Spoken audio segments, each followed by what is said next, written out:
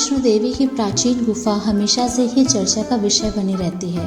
समय के साथ यहाँ माता के चरणों में आने वाले भक्तों की संख्या भी बढ़ती जा रही है, जिसके कारण भक्तों की सुरक्षा को देखते हुए एक कृत्रिम गुफा बनाई गई है। आइए जानते हैं कि माता की प्राचीन गुफा से जुड़े कुछ रहस्य। त्रिकुटा की पहाड़ियों पर स्थित एक गुफा में माता वैष्णो की स्वयंभूत 3 मूर्तियां हैं। देवी काली, सरस्वती और लक्ष्मी पिंडियों के रूप में गुफा में विराजित है।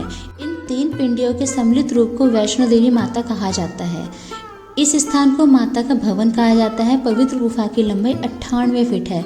इस गुफा में एक बड़ा चबूतरा बना हुआ है। इस चबूतरे पर माता का आसन है। वहाँ देवी त्रिकुटा अपनी माताओं के साथ विराजमान रहती हैं। भवन वह स्थान है जहां माता ने भैरवनाथ का वध किया था। प्राचीन गुफा के समक्ष भैरव का शरीर मौजूद है और उसका सिर उड़कर 3 किलोमीटर दूर भैरव घाटी में चला गया और शरीर यहाँ रह गया। जिस स्थान पर सिर गिरा, आज उस स्थान को भैरवनाथ के मंदिर के नाम से जाना जाता है। मंदिर के संबंध में कई तरह की कथाएं प्रचलित हैं। एक बार त्रिकुटा की पहाड़ी पर एक सुंदर कन्या को देखकर भैरवनाथ उसे पकड़ने के लिए दौड़े। तब वह कन्या वायु रूप में बदलकर त्रिकुटा पर्वत की ओर उड़ चली। भैरव भी उसके पीछे पीछे भागे। माना जाता है कि तभी मां की रक्षा के लिए वहां पवन पुत्र हनुमान पहुंच गए। हनुमान जी को प्यास लगने पर माता ने उनके आग्रह पर धनुष से पहाड़ पर बाण चलाकर एक जलधारा निकाली और उस जल से अपने केस धोए। फिर वहीं एक गुफा में प्रवेश कर माता ने 9 माह तक तपस्या की और हनुमान जी ने पहरा दिया। फिर भैरवनाथ भी वहां आ धमके। उस दौरान एक साधु ने भैरवनाथ से कहा कि तू जिसे एक कन्या समझ रहा है वे आदिशक्ति जगदम्बा है, इसलिए उस महाशक्ति का पीछा छोड़ दे। भैरवनाथ ने साधु की बात नहीं मानी। तब माता गुफा की दूसरी ओर सिम्मार्ग बनाकर बाहर निकल गई। यह गुफा आज अर्धकुंवारी या आदिकुंवारी या गर्भजून के नाम से प्रसिद्ध है।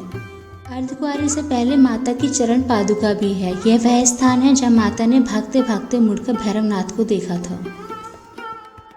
अंत में गुफा से बाहर निकलकर कन्या ने देवी का रूप धारण किया और भैरवनाथ को वापस जाने का कहकर वह फिर से गुफा में चली गई। लेकिन भैरवनाथ नहीं माना और गुफा में प्रवेश करने लगा। यह देखकर माता की गुफा पर पहरा दे रहे हनुमान जी ने उसे युद्ध के लिए ललकारा और दोनों का युद्ध हुआ।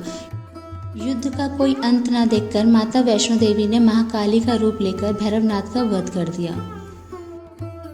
कहा जाता है कि अपने वध के बाद भैरवनाथ को अपनी भूल का पश्चाताप हुआ और उसने मां से क्षमादान की भीख मांगी।